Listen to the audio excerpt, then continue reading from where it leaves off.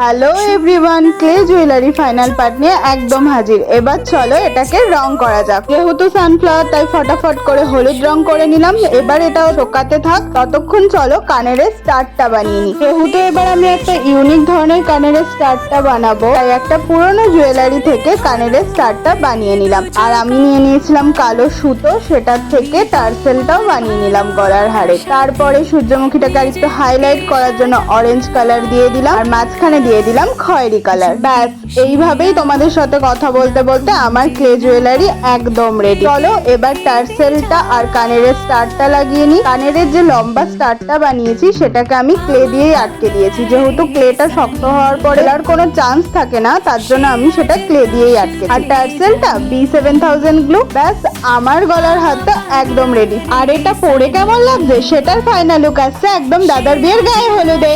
Okay bye, দেখা হচ্ছে পরের ভিডিও।